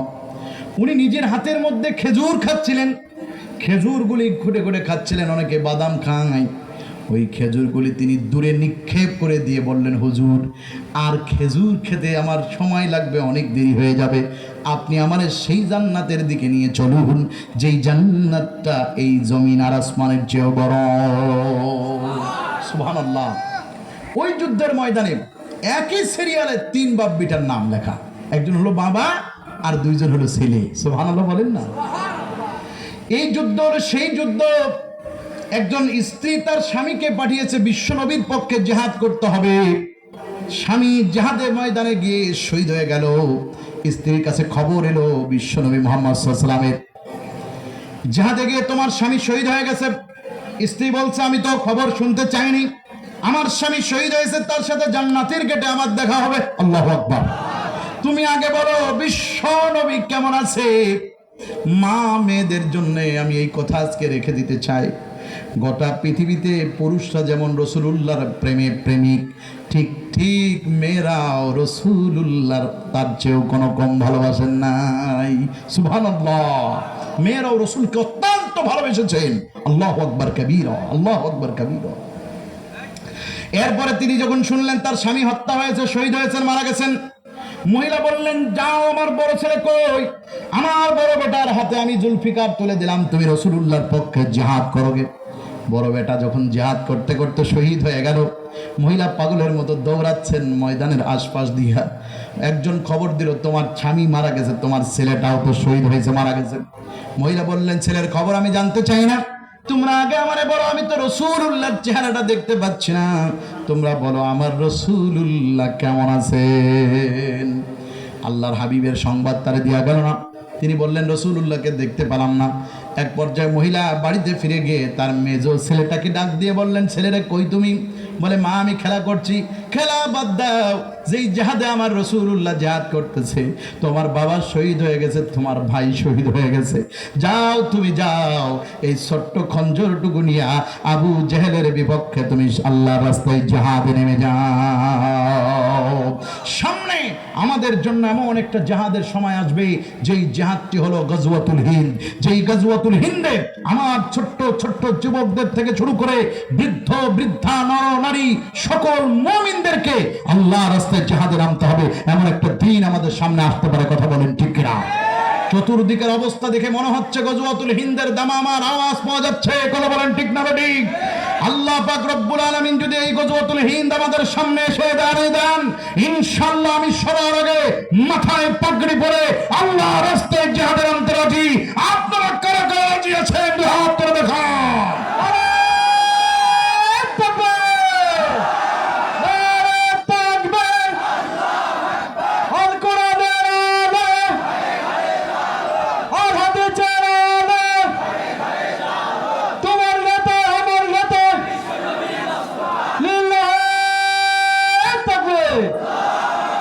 আমাদের সামনে গজওয়াতুল হিন্দের অবস্থান তৈরি হচ্ছে, কথা বলেন ঠিক কিনা? বদরে বদরি সাহাবী, ওহুদি সাহাবী সবচেয়ে সম্মান, সুবহানাল্লাহ বলেন। এদের ইজ্জত, এদের ফান, এদের আল্লাহ তাআলা সবচেয়ে বেশি দিয়েছেন, সুবহানাল্লাহ বিহামদিহি। সব যুদ্ধের চেয়ে ওহুদের সাহাবী, বদরি সাহাবীদের সম্মান দিয়েছেন কে? অথচ আমরা সেই যুদ্ধ পাবো না, নিশ্চিত পাবো না, আর কোনোদিন ফিরে আসবে না। কিন্তু আমরা যদি গজওয়াতুল হিন্দে শরীক হই, রাসূলুল্লাহ বলেছেন বদর ওহুদি সাহাবীদের সম্মান পাবে এই যুদ্ধের লোকেরা। জোরে বলেন সুবহানাল্লাহ, আরো জোরে বলেন না সুবহানাল্লাহ। ভাইরা আমার, বিশ্বনবী মুহাম্মদ রাসূলুল্লাহ সাল্লাল্লাহু আলাইহি সাল্লামের সাহাবীরা রাসূলুল্লাহর সাথে এমন ভাবে যুদ্ধ করেছেন, জিহাদ করেছেন, তার সাথে তার সঙ্গী হয়ে তাদের পেটের ক্ষুধার চিন্তা তারা করেন নাই, তাদের মাথায় তারা টুপি আছে না পাগড়ি আছে এটার চিন্তা করেন নাই, পায়ে তাদের জুতা আছে কিনা এটার চিন্তা করেন নাই, গায়ে পোশাক আছে, হাতে তলোয়ার আছে কিনা এর চিন্তা করেন নাই। কারণ 1000 কাফেরদের বিরুদ্ধে সামান্য 313 জন যুদ্ধ করেছেন, সুবহানাল্লাহ বলেন। আবার 900 সাহাবী বা 600 সাহাবী উহুদে যুদ্ধ করেছেন 3 থেকে 4000 কাফেরদের বিরুদ্ধে। এভাবে করে ইসলামের শুরু থেকে একটা জিনিস দেখা গেছে, সেটি হলো ইসলামের শুরু থেকে একটা জিনিস পাওয়া গেল, সেটি হলো কাফেররা সব সময় বেশি আর মুসলমানরা সব সময় কম, ঠিক না বেটি? আপনারা শুনেছেন মুতার যুদ্ধে মাত্র 3000, কয় হাজার? 3000 সাহাবী ছিলেন, আর ওদিকে কাফেররা ছিল 30,000। আচ্ছা বলুন তো দেখি, 30-এ 3 দিয়ে যদি আপনি ভাগ দেন, তাহলে একজনের ভাগে কয়জন পড়ে? চিন্তা করেছেন আপনারা? আজীব তথ্য না? এটিকে কখনো সম্ভব? এটি কি যুদ্ধের কোনো সিস্টেম হলো? 1, 2, 3000, 3000কে দিয়ে যদি 30,000 এর ভাগ দেন, তাহলে একজনের ভাগে কতজন পড়ে? হ্যাঁ, আজীব তথ্য। বিশ্বনবী মুহাম্মদ সাল্লাল্লাহু আলাইহি ওয়াসাল্লাম ডাক দিয়ে বললেন আমার সাহাবাদের মধ্যে, সেদিন ছিল একটা সুন্দর এক রজনী, একদম চাঁদ ছিল পরিপূর্ণ। একজন সাহাবীর রাতের বেলা বিবাহ হলো। নবীজি সাল্লাল্লাহু আলাইহি সাল্লাম সেই বিবাহ নিজে খুতবা দিলেন, সুবহানাল্লাহ বিহামদিহি। রাসূলুল্লাহ সাল্লাল্লাহু আলাইহি সাল্লাম সাহাবীদের মধ্যে নিজে হাতে খেজুরগুলি ছিটিয়ে দিয়েছেন। সাহাবীরা ঝাপাঝাপি করে, দৌড়াদৌড়ি করে, কাড়াকাড়ি করে এই খেজুরটা খেয়েছেন। এটি একটি সুন্নাহ ইবাদত। রাসূলুল্লাহ সাল্লাল্লাহু আলাইহি সাল্লাম মদিনার এক মিষ্ট বাগান, খেজুর বাগানের খেজুর ছড়িয়ে দিলেন। সাহাবীও ছিলেন বড়লোক মানুষ, শৌখিন মানুষ। তিনি বিবাহ করলেন। রাসূলুল্লাহ বললেন যাও তোমরা বাসর করবে। কিন্তু ঘটনার চক্রান্তে সাহাবী যখন বাড়ি গেলেন, সেই সময় ফজরের আজান হয়ে গেল, সুবহানাল্লাহ বিহামদিহি। সাহাবী তার স্ত্রীকে বললেন, স্ত্রী তুমি ঘরের মধ্যে নামাজ আদায় করে নাও, আর আমি গিয়ে রাসূলুল্লাহর পিছনে এই জামাতে শরীক হই, কারণ এত সুন্দর তেলাওয়াত এটি আমার ছেড়ে দেওয়ার মতো সুযোগ নাই। আল্লাহ আমাকে প্রায় 100 বারের অধিক আব্দুর রহমান আস-সুদাইসি রাহিমাহুল্লাহর পিছনে নামাজ পড়ার তৌফিক দিয়েছেন, সুবহানাল্লাহ বিহামদিহি। তার তেলাওয়াত আমার দিলের মধ্যে গেঁথে গিয়েছে, এত সুন্দর তেলাওয়াত। আমরা যে রেকর্ডিংটা শুনি এটি সুন্দর, তবে হুজুরের তেলাওয়াত যদি কেউ কানে শুনে থাকে, মনে হয় যেন এই পশমগুলি দাঁড়িয়ে যায় আর আসমান থেকে কোরআন নাজিল হচ্ছে, এমন একটা অবস্থান তৈরি হয়, সুবহানাল্লাহ। কোনো একবার আমি এশার নামাজে ওযু করতেছি, আমার ওই দিন দেরি হয়ে গেল। অজু করতে করতে হঠাৎ করে দেখি কামত হয়েছে, আজান, এই আজানের 10 মিনিট 8 মিনিট পরে নামাজ হয়। ওই দেশে আজানের রক্ত আছে, নামাজের কোনো রক্ত নাই। আর আমাদের দেশে নামাজের রক্ত আছে, আজানের রক্ত থাকলেও এটা কেন বলছি, ইমাম যখন এসে মুসাল্লায় দাঁড়াবে সেটাই হলো নামাজের রক্ত। সুবহানাল্লাহ বলে। আর আমাদের দেশে যদি ইমাম 1 মিনিট দেরি করে ফেলে, ইমামের গোষ্ঠী শুদ্ধ গিলায়া দেয়। কথা কোন ঠিক কিনা? এই কাজ যেই সকল মুসল্লিরা করে, আজকের থেকে কান ধরে তওবা করো। তুমি কার উপরে চড়াও হও? তুমি কি চেনো এই ইমামকে? এটি তো দ্বীপচরের কোনো ইমাম নয়, এটি তো পাবনার কোনো ইমাম নয়, কুষ্টিয়ার কোনো ইমাম নয়, রংপুর, দিনাজপুর, রাজশাহীর ইমাম না। এই ইমাম হলো রাসূলুল্লাহর উত্তরসূরি। কথা বলেন ঠিক কিনা? তুমি কার উপরে রাগান্বিত হও? ইমামের 1 মিনিট যদি আসতে দেরি হয়, পরের দিনই চিন্তা করে ইমাম বাতিল করতে হবে। ইমাম সাহেব যখন আসবেন তিনি আমার নেতা। তবে হ্যাঁ, ইমাম সাহেবের তো জ্ঞান আছে, তিনি তো অত দেরি করবেন না, কিন্তু মানবিক কারণে। আমি একদিন অজু করে নামাজে দাঁড়াইছি, অজু ছুটে গেছে। আমি সব সাহস নিয়ে বললাম, আপনারা বসেন, আমার অজু ছুটে গেছে, অজু করে আসি। 3 মিনিট অপেক্ষা করা লাগলো। লোকেরা পরে প্রশংসা করে বললেন, হুজুর আপনি যে এই কথাটা গোপন করেননি, এটাই হলো আপনার ঈমান। সুবহানাল্লাহ বলবেন না? সুবহানাল্লাহ বলবেন না? সুবহানাল্লাহ বিহামদি, সুবহানাল্লাহ। হযরত আব্দুর রহমান আস-সুদাইসি রাহিমাহুল্লাহ নামাজের সূরা ফাতিহা তেলাওয়াত শুরু করছে। তেলাওয়াত শুনে আমার অজু তাড়াতাড়ি করতেছি, মনে হচ্ছে অজু থুই কি যে নামাজে দাঁড়াবো নাকি। কি তেলাওয়াত! সুবহানাল্লাহ। সাহাবায়ে কেরাম রাসূলুল্লাহর পিছনে কখনো জামাত ত্যাগ করতেন না, নামাজে দাঁড়িয়ে গেছেন। ইনি তো আব্দুর রহমান আস-সুদাইসি তেলাওয়াত নয়, ইনি তো আব্দুর রহমান আদ-দুসাইলি তেলাওয়াত নাই, আল হুযাইফি তেলাওয়াত নাই। ইনি তেলাওয়াত করতেছেন যেই তেলাওয়াতটা গোটা পৃথিবীর সবচেয়ে সুন্দর আর শুদ্ধ, যিনি হলেন আল্লাহর পরে সবচেয়ে সুন্দর তেলাওয়াতকারী, যিনি হলেন কারিউল কুরআন, যিনি হলেন আল্লাহর পক্ষ থেকে নবিয়্যিল উম্মিয়িন রাসূলাম মিনহুম ইয়াতলু আলাইহিম আয়াতিহি। আল্লাহর পরে যাকে দায়িত্ব দেওয়া হয়েছে ইয়াতলু আলাইহিম আয়াতিহি, আপনি আপনার জাতিকে তেলাওয়াত করে করে শোনাবেন, যার তেলাওয়াত শুনে কাফেররা তাকে পছন্দ করত না, তার আমল পছন্দ করত না, কিন্তু তেলাওয়াত এত মিষ্ট আর এত সুন্দর যে নিজেরা তাদের কান মোবারক রাসূলুল্লাহ সাল্লাল্লাহু আলাইহি সাল্লামের ঘরের দরজা জানালা কিংবা তার ঘরের যে দরজা জানালার পাশে যে ফুটাগুলি আছে খালি জায়গায় কান পেতে শুনত। আল্লাহর নবী এত সুন্দর তেলাওয়াত করতে জানতেন। বিশ্ব নবী মুহাম্মদুর রাসূলুল্লাহ সাল্লাল্লাহু আলাইহি ওয়াসাল্লাম সেই তেলাওয়াতকারী, যার পিছনে সাহাবী এসে নামাজ পড়লেন, কোন রকম জামাত ধরেছেন, কিন্তু রাসূলুল্লাহর পিছনে নামাজ পড়ে সাহাবী ভাবলেন আমি মনে হয় সালাম ফিরাইয়াই টান দিয়ে চলে যাব। আজকালকার যুগে আমাদের কিছু মুসল্লি পাওয়া যায়, যে মুসল্লিরা নামাজে হুজুর সালাম ডান দিকে ফিরাইছে, আসসালামু আলাইকুম ওয়া রাহমাতুল্লাহ, ফিরাইয়া যদি হুজুর একটু চালাকি করে 2-3 সেকেন্ড দেরি করে, তাহলে উনি নিজেরটা নিজেই ফিরিয়ে পিছনের দিয়ে চলে যায়। কথা কয় না কেন? আওয়াজ দিয়ে বলেন না কেন, ঠিক কিনা? এমন আল্লাহর ওলিরা আছে না বর্তমান? হুজুরের দ্বিতীয় সালামের সুযোগ নাই। হুজুর সালামে তো দেরি করেন, তাড়াতাড়ি মারতে পারেন না? আমার ওদিকে কাম আছে না? আর যদি 2তলা 3তলা মসজিদ যদি থাকে আমার মতো, তাহলে ওই 4তলা থেকে দেখবেন আওয়াজ দিয়ে নামতেছে, ওই সর্বনাশ, কি রে সালাম দিয়ে শেষ করতে পারলাম না, ওরা নেমে নিচের তলা এসে হুজুরের মোনাজাত ধরতেছে। চিন্তা করেছেন? এটা নামাজের কোনো কাইফিয়াত না, সিস্টেম না। সালাম ফিরাবেন স্বস্তির সাথে, নামাজে তাড়াহুড়া করা মুনাফিকের আলামত।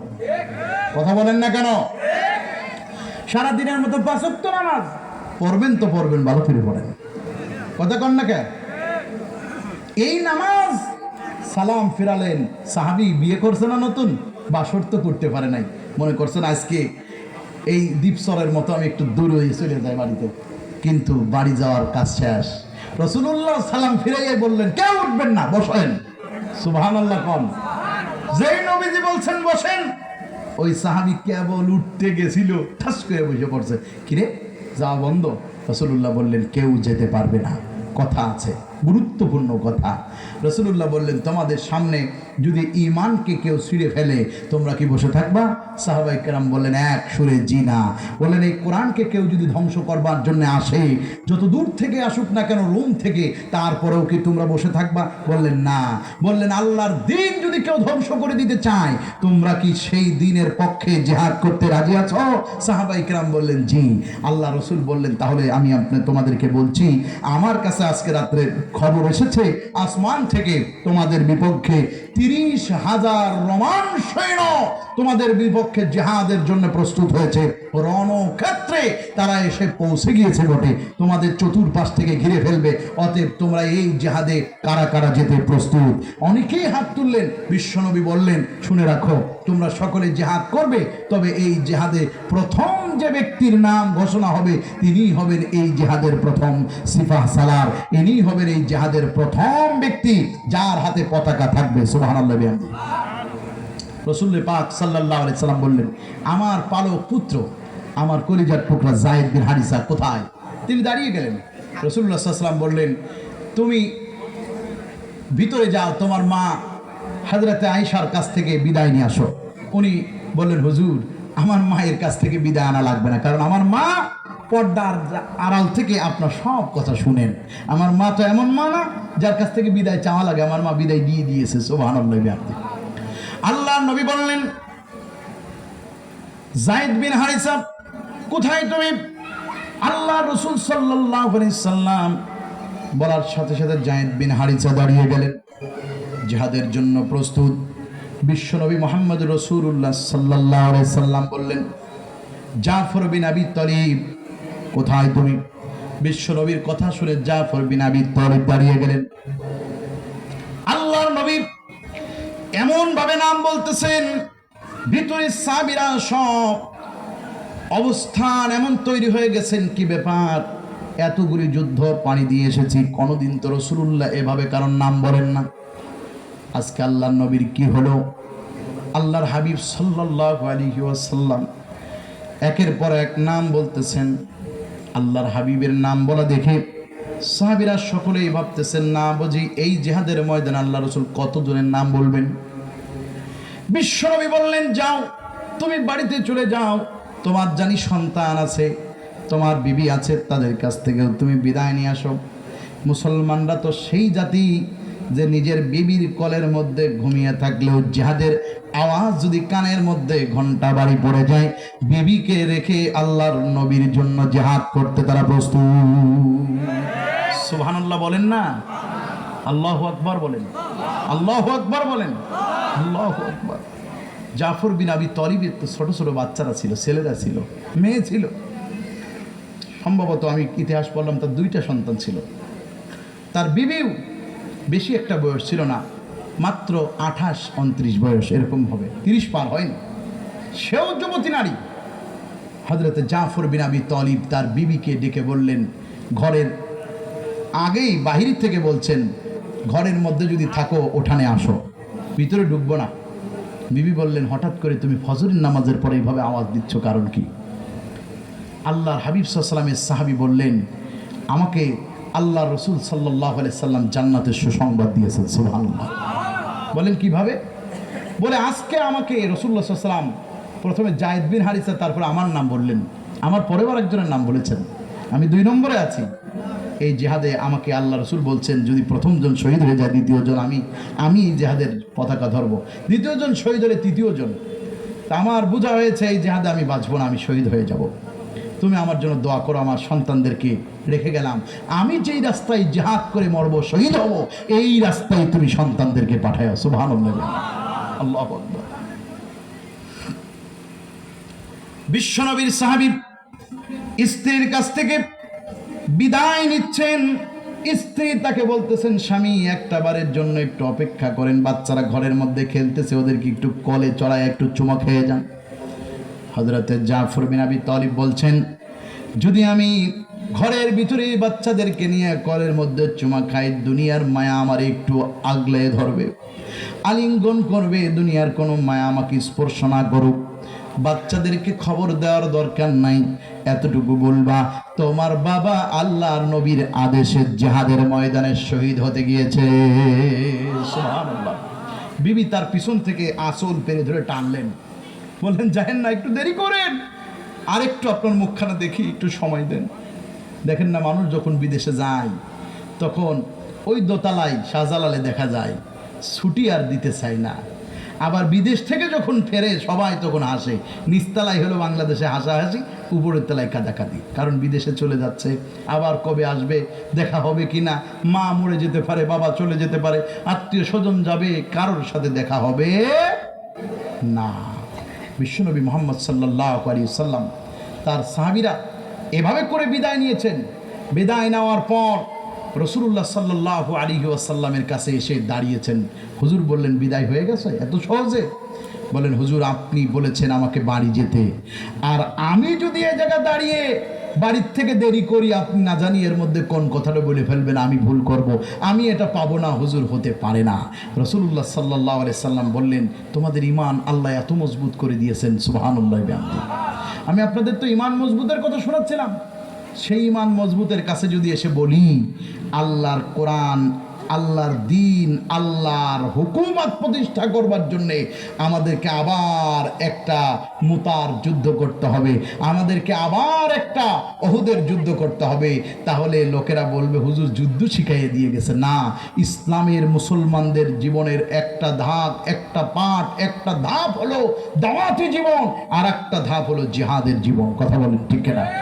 রাসূলুল্লাহর 50 বছর জীবন হলো দাওয়াত, আর 13 বছর জীবন হলো জিহাদ। সুবহানাল্লাহ বিহামদিহি। সারা জীবন শুধু দাওয়াত দিলে হবে না, সারা জীবন শুধু জিহাদ করলেও হবে না। জিহাদ, দাওয়াত, তাওয়াত থাকতে হবে একের মধ্যেই দুই। জোরে বলেন সুবহানাল্লাহ। আমরা কি পারবো যায়েদ বিন হারিসার মতো? আমরা কি পারবো জাফর বিন আবি তালিবের মতো? বলেন পারবো? কারা কারা পারবেন হাত তোলেন।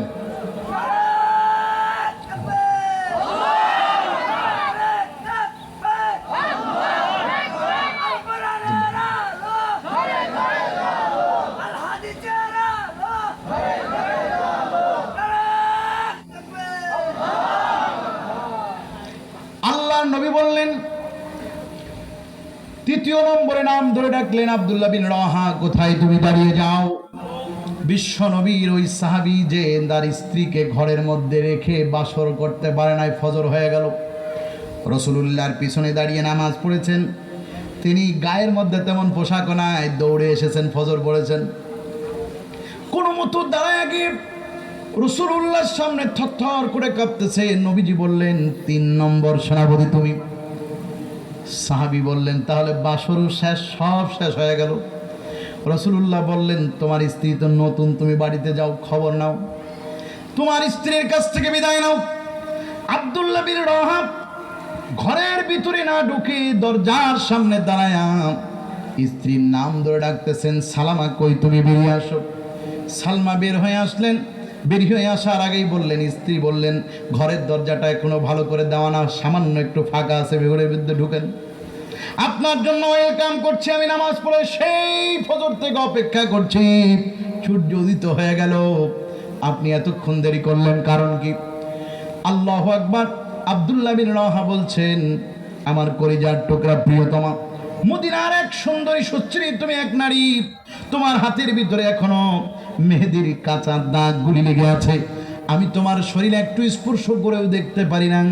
আজকের ফজরের নামাজ পড়তে গিয়ে বিশ্ব নবী মুহাম্মদুর রাসূলুল্লাহর হাতে আমি ধরা খেয়ে গেলাম। আমাকে আল্লাহর নবী বিশাল এক যুদ্ধের 3 নম্বর সেনাপতির দায়িত্ব দিয়েছেন। সাহাবীর স্ত্রী বললেন, হুজুর আমি আপনার এই কথা শুনে রাসূলুল্লাহর এই সিদ্ধান্তে আমি কোনো রকম নড়চড় করছি না, আমি খুশি হয়েছি, আপনি আল্লাহ রসুলের এই সিদ্ধান্তে রাজি হয়ে আসছেন। তো জি কয়, তাহলে একটু ঘরের মধ্যে আসেন, আপনাকে আমি দেখে নিই। এই সাহাবী মনে করলেন তিনি আমার কাছে প্রেম নিবন্ধন করতে পারেন, এই চিন্তা করে আল্লাহ নবী সাহাবী বললেন, ঘরের মধ্যে আমি যাব না, দুনিয়ার কোনো মায়ায় আমি জড়াতে চাই না, তোমার গায়ে স্পর্শ করি নাই আর করতেও চাই না রে বিবি, তুমি আমারে মাফ করে দিও, তোমার কোনো হক আমি আদায় করতে পারি নাই। বিশ্ব নবীর সাহাবী কথার জবাবে তার স্ত্রী বললেন, ও আমার প্রিয় কলিজার টুকরা স্বামী গো, আপনাকে আমি দুনিয়ার কোনো প্রেম নিবেদন করব না। আমি আপনার নিজের ঘন্টাটা খুলব, নিজের চেহারাটা একটাবার আপনি দেখবেন। আর আপনার চেহারাটা রাতেই রাধারে আমি ভালো করে একবারও দেখতে পারি নাই। আপনার চেহারাটা আমি একটিবারের জন্য আমি সুন্দর করে দেখতে পারি যেন। বলে কি করবা? এটা দেখে লাভটা কি? কয় কাল কিয়ামতের মাঠে বিশ্ব নবী মুহাম্মদুর রাসূলুল্লাহর পাঠানো জিহাদে তুমি শহীদ হয়ে গেলে আমি তোমারে হয়তো চিনতে পারবো না, আমি তোমার এই চেহারাটা মনে রাখবো। ওই দিন আমি গর্ব করে শহীদের স্ত্রী হয়ে আল্লাহর দরবারে দাঁড়িয়ে যাব। বিশ্ব নবী মুহাম্মদুর রাসূলুল্লাহ সাল্লাল্লাহু আলাইহি সাল্লামের সাহাবী, আল্লাহর নবীর সাহাবী, কলিজার টুকরা সাহাবী, আল্লাহর হাবিবের সাহাবী, আল্লাহর নবীর সাহাবী ডাক দিয়ে বললেন, প্রিয়তমা স্ত্রী রে, আমার এই চেহারাটা তোমার দেখা লাগবে না। কিয়ামতের দিন যে আল্লাহর জন্য যুদ্ধ করতেছি, এই আল্লাহ পাক তোমার সাথে আমারে আল্লাহ নিজেই মিলন করে সাক্ষাৎ বানায় দিবেন। এই বলে তিনি পিছন দিক থেকে তিনি মাথাটা ঘোরায়া বাড়ির দিক থেকে রাসূলুল্লাহর দিকে মাথা ঘোরায়া দৌড় দিলেন। পিছন থেকে বিবি স্বামী স্বামী বলে চিল্লাইছে, তিনি তাও গুরুক্ষেপ করেন নাই, তিনি দৌড়ে রাসূলুল্লাহর কাছে এসে দাঁড়ালেন। আল্লাহর নবী বললেন, আমার যায়েদ বিন হারিসা আগেই ছুটি পেয়ে গেল, আমার জাফর বিন আবি তালিব বিবি বাল বাচ্চার কাছ থেকে ছুটি নিয়ে এসেছে, তুমিও কি ছুটি পেয়েছো নাকি? হুজুরকে বললেন, হুজুর আমি মানসিকভাবে, শারীরিকভাবে, ঈমানিকভাবে প্রস্তুত, আপনি আমাদেরকে জিহাদের ময়দানে পাঠিয়ে দেন। বিশ্ব নবীর ওই দিনটা ছিল শুক্রবার। হাদিস শরীফের ভিতরে এসেছে, বিশাল এক ইতিহাস লিখেছে, জুম্মার দিন, প্রায় জুম্মার দিন সকাল এবং ওই জুম্মার রক্তের মাঝামাঝি সময়ে বিশ্ব নবী সাহাবীদেরকে একত্রিত করে 3000 সাহাবীকে রিক্রুট করে জিহাদের ময়দানে পাঠালেন। বিশ্ব নবী মুহাম্মদুর রাসূলুল্লাহ সাল্লাল্লাহু আলাইহি ওয়াসাল্লাম সাহাবীদেরকে পাঠিয়ে এমন সময় 3 জন সাহাবীকে বললেন, সাহাবীরা শুনে রাখো, এই জিহাদটা বড় কঠিন জিহাদ হবে, এই জিহাদের ময়দানে মনোবল হারালে চলবে না। আল্লাহর জন্য যদি জিহাদ করতে পারো, আল্লাহ পাক রব্বুল আলামিন তোমাদের জন্য জান্নাতের সুগন্ধি এখন অপেক্ষা করাচ্ছেন। সুবহানাল্লাহ। সাহাবায়ে কেরামদেরকে রাসূলুল্লাহ বললেন, যাও, যেতে যেতে যেই জায়গা তোমাদের জুম্মা রক্ত হবে ওই জায়গা তোমরা জুম্মার নামাজ পড়ে নেবা। সাহাবীরা চলতে লাগলেন। প্রতিমধ্যে চলতে চলতে হঠাৎ করে জুম্মার রক্ত শুরু হয়ে গেল। সাহাবায়ে কেরাম ওখানে ঘোড়া উট গুলি সব থামিয়ে, লোক লস্কর গুলি সব এক জায়গায় আসলেন, আর কেউ কেউ পাহারা দিতে লাগলেন। আর একজন সাহাবীকে ইমাম নিযুক্ত করা হলো, আপনি আজকে খুতবা দিবেন। এই খুতবা যিনি দিচ্ছেন তিনি আর কেউ নন, তিনি হলেন জাফর বিন আবি তালিব। আব্দুল্লাহ বিন রাহাব খুতবা দেওয়াকালীন একটা ঘোড়ার উপরে চড়ে, তেজি একটা ঘোড়ার উপরে চড়ে আব্দুল্লাহ বিন রাহাব পিছন থেকে তিনি মদিনার দিকে রওনা করলেন। সাহাবীরা অবাক হয়ে গেল, আব্দুল্লাহ বিন রাহা কি ভয় পেল নাকি? কারণ আব্দুল্লাহ বিন রাহা নিজে ঘোড়া নিয়ে আবার কেন মদিনার দিকে যায়? আমরা তো মদিনা থেকে ছুটি নিয়ে আসছি। কারোর কাছে কিছু বলে নাই। রাসূলুল্লাহ সাল্লাল্লাহু আলাইহি সাল্লাম জুমার নামাজের খুতবা দিতেছেন। জুমার নামাজের খুতবা দিতে দিতে নবীজি খুতবা অবস্থায় দাঁড়ায় দাঁড়ায় ভাষণ দিচ্ছেন। ওই কোনায় একজন সাহাবী বা একটা লোক মাথার উপরে ঘন্টা টেনে দিয়া, নিজের মুখ মোবারকটা ঢেকে দিয়া, ওই কোনায় একজন লোক মাথা নিচু করে হু হু করে কাঁদতেছিল। বিশ্ব নবী খুতবা দেওয়া অবস্থায় তিনি বলে উঠলেন, তোমাদের মধ্যে ওই কোনায় কে আছো গো? একজন লোক ঘন্টা টেনে দিয়া হু হু করে কাঁদছে, কি হয়েছে? তার মাথাটা উঁচু করতে বলো। হঠাৎ করে কথা বলার পর আল্লাহু আকবার, ওই ঘন্টাওয়ালা মাথা আরো নিচু করে ফেললেন যাতে তারা না দেখা যায়। রাসূলুল্লাহ বললেন, তোমারে আমি দেখেছি তুমি মাথা উঁচু করো। মাথা উঁচু করে না। সামনের থেকে একজন সাহাবী মাথার উপর থেকে ঘন্টাটা উঁচু করে দেখা গেল ইনি আর কেউ নন, ইনি হলেন আব্দুল্লাহ বিন রাহা। বিশ্ব নবী ডেকে বললেন, আব্দুল্লাহ বিন রাহা রে, তুমি কি জিহাদের ময়দানে যাও নাই? তোমারে না আমি জিহাদের ময়দানে পাঠালাম, তুমি কি জিহাদের ময়দান থেকে ফেরত এসেছো? পথিমধ্য থেকে কি ভয় পেয়ে তুমি কি পালায়ন করেছো নাকি? আব্দুল্লাহ বিন রাহা দুই চোখের পানি ছেড়ে দিয়ে কাঁদতেছেন আর বলতেছেন, হুজুর আমি তো এমন এক সাহাবী যে আমার বিবিকে রেখে ফজরের নামাজ ঘরে পড়ে নিলেও চলতো, কিন্তু বিবিকে ফজরের নামাজ ঘরে পড়তে বলে আপনার পিছনে ফজরের নামাজ কাজা চলে যাবে, আপনার তেলাওয়াতটুকু আর কোনোদিন শুনতে পাবো না, এই জন্য আমি ফজর পড়েছি। আজকে আমি জিহাদের ময়দান থেকে একটা দৌড়ানো তেজি একটা ঘোড়া, সবচেয়ে তেজ রফতার দৌড়ানো জানে এমন ঘোড়া নিয়ে এসে মদিনার মসজিদে নববীর পাশে খেজুর গাছে বেঁধে আপনার পিছনে আমি জীবনের শেষ জুমার নামাজের খুতবার তেলাওয়াতটা শুনে যাব, কারণ আমি জানি এই যুদ্ধে আমি নির্ঘাত শহীদ হয়ে যাব। হুজুর আর কোনদিন আপনার মুখের এই মিষ্ট তেলাওয়াত মনে হয় শুনতে পাবো না। বিশ্বনবী বললেন, আব্দুল্লাহ বিন রাহারে, তোমার ভিতরে আমার তেলাওয়াত শুনবার জন্য এত চাহিদা, এত ভালোবাসা, তবে আমার তেলাওয়াত তুমি শুনবে। ও সাহাবী, মনে রেখো তোমার দিলের এই তামান্না আল্লাহ কবুল করে নিক, কিন্তু তুমি ওই কাফেলাকে ফেলে যত কদম তুমি মদিনার দিকে এগিয়ে এসেছ, তুমি তাদের থেকে তত কদম পিছনে জান্নাতে যাবা। অতএব তুমি সিদ্ধান্ত নাও, আমার পিছনে তুমি জুমার নামাজ তেলাওয়াত শুনবা নাকি আগে জান্নাতের দিকে যাবা।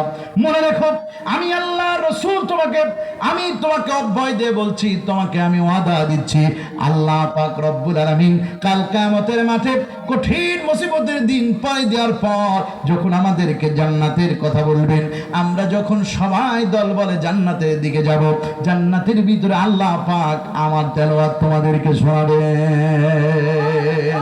ওই তেলাওয়াতটা এই মজলিসের এমন কোন মানুষ নাই, রাসূলুল্লাহর কথা অনুযায়ী যদি আমরা জান্নাতের একটা কোনাও জায়গা করে নিতে পারি, আল্লাহর হাবিবের মুখের তেলাওয়াতটুকু আমরা ওই দিন শুনতে পাবো। জোরে বলেন ঠিক কিনা? কারা কারা আছেন হাতটা তুলে দেখান তো দেখি, আল্লাহর রাসূলের তেলাওয়াত খানা কারা কারা শুনতে চান? জোরে বলেন আল্লাহু আকবার, লিল্লাহি তাকবীর। হাতটা নড়ায় নড়ায় দেখান, নড়ায় নড়ায় দেখান। আজকের এই বিশাল প্রোগ্রাম থেকে আমি আপনাদেরকে বলতে চাই, আল্লাহর রাসূলের সাথে আমরা জান্নাতে যেতে চাই। কথা বলেন ঠিক কিনা? কারা কারা যেতে রাজি আছেন হাত তুলে বলেন আল্লাহু আকবার, লিল্লাহি তাকবীর, নারে তাকবীর, নারে তাকবীর। দিন ইসলাম, দিন ইসলাম, আল কোরআনের আলো, আল হাদিসের আলো, লিল্লাহি তাকবীর। আল্লাহর রাসূলের সাথে আমরা জান্নাতে যেতে চাই। কথা বলেন ঠিক না বেঠিক? আমরা কি জান্নাতে যেতে চাই? রাসূলের সাথে জান্নাতে যেতে চান? এটা কি আবেগে বলছেন নাকি অন্তর থেকে বুঝে বলতেছেন? আওয়াজ দিয়ে বলেন, বুঝে বলতেছেন? হ্যাঁ, কথা বলেন, বুঝে বলতেছেন? সত্য? যদি একটা পরীক্ষা নিয়ে দিতে পারবেন? হ্যাঁ, আমি দুইটা পরীক্ষা নেব, একটা এখনই নেব আর একটা এর পরে নেব। এক্ষুনি যারা রাজি আছেন, যদি আমার হাবিব বলতেন আল্লাহর রাস্তায় জিহাদে, আল্লাহর রাস্তায় সংগ্রামে, আল্লাহর রাস্তায় প্রচেষ্টায়, আল্লাহর দ্বীন বাস্তবায়নে কারা কারা আমার সাথে জিহাদে যেতে রাজি আছেন, আপনারা কি থাকতেন রাজি? কারা কারা রাজি আছেন দাঁড়িয়ে আল্লাহু আকবার বলে বলেন তো লিল্লাহি তাকবীর, লিল্লাহি তাকবীর। দাঁড়িয়ে যান, লিল্লাহি তাকবীর, নারে তাকবীর। একজন লোক বসা যাবে না, রাস্তা ঘাটে, দোকান পাটে কিংবা মাহফিলের ওই শেষ জায়গা দিয়ে অনেকেই দাঁড়িয়ে আছে। কথা বলেন ঠিক না? আমার ভাই প্রধান মেহমান হযরতুল আল্লামা হযরতে আল আমিন সাহেব মাদ্দাজিল্লুল আলী, তিনি যখন আসবেন, তিনি এসে যদি এই বিশৃঙ্খল অবস্থান দেখেন, তাহলে তার কষ্ট হবে কি হবে না? আওয়াজ দিয়ে বলেন, হবে কি হবে না? জান্নাতের দিকে আমরা এগিয়ে যেতে চাই। কারা কারা হাত তুলে বলেন আল্লাহু আকবার,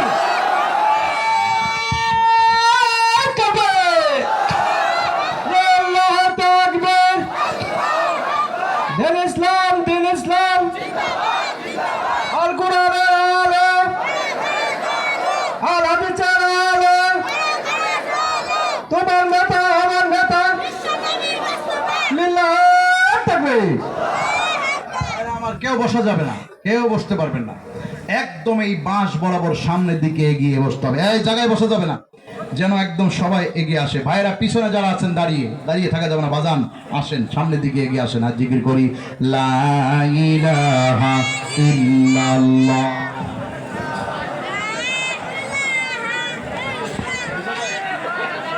বাস খোলা লাগবে, এটা তো আসলে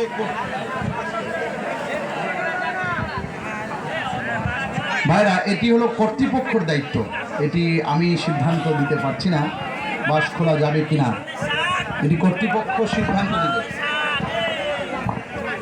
এটি কর্তৃপক্ষ সিদ্ধান্ত নেবে।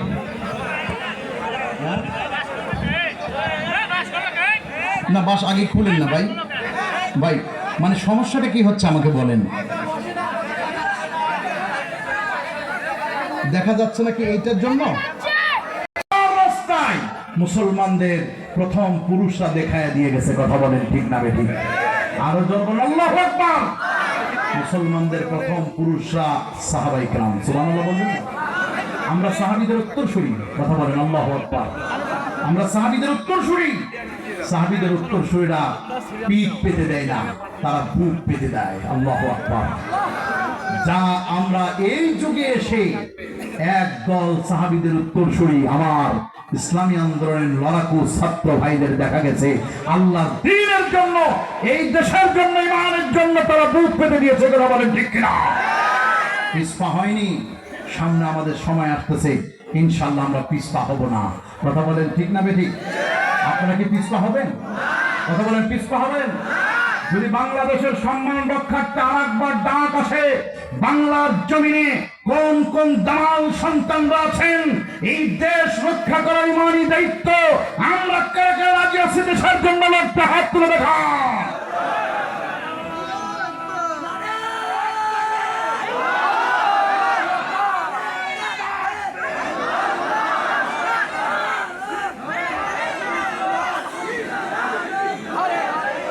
দেশের সম্মান রক্ষার্থে আমরা জীবন দিতে রাজি আছি, কথা কান ঠিক কিনা? কোরআনের সম্মান রক্ষার্থে মনে হয় জীবন দিবেন না, আওয়াজ দেন, আওয়াজ দেন। কোরআনের সম্মান রক্ষার্থে জীবন দেবেন না? আল্লাহর ঘর মসজিদ যদি কেউ ভেঙে দিতে আসে তার হাত ভেঙে দেওয়া হবে, কথা বলেন ঠিক কিনা? আমার রাসূলুল্লাহর বিপক্ষে যদি আর কেউ একবার বাংলার জমিনে কটূক্তি করে তাহলে তার জিহ্বা টেনে ছিঁড়ে ফেলা দেওয়া হবে, কথা বলেন ঠিক কিনা? আপনারা কি পারবেন? যদি ডাক আসে রাজপথে তাহলে জীবন নিয়ে রাজপথে এগিয়ে যেতে কারা কারা রাজি আছে, হাত তোলেন, আল্লাহু আকবার।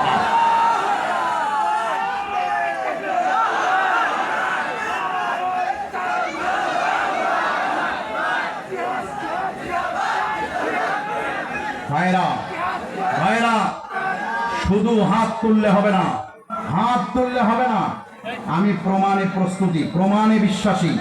আজকে এই মাহফিলটি দেওয়া হয়েছে খাতুনে জান্নাত জামে মসজিদ প্রাঙ্গণ, এই জামে মসজিদের উদ্যোগে, ঠিক না বেঠিক? এর সহযোগিতায় রয়েছে ওসমান গনি জিন্নারাইন রাদিয়াল্লাহু তাআলা ফাউন্ডেশনের ছেলেরা, প্রধান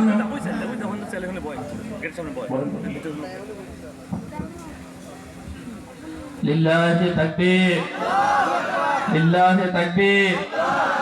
আজকের জালসার প্রধান আলোচক বলুন জিন্দাবাদ। আমাদের মাঝে এসে পৌঁছে গেছেন, অল্প সময়ের মধ্যেই তিনি আলোচনা নিয়ে চলে আসবেন। অল্প সময়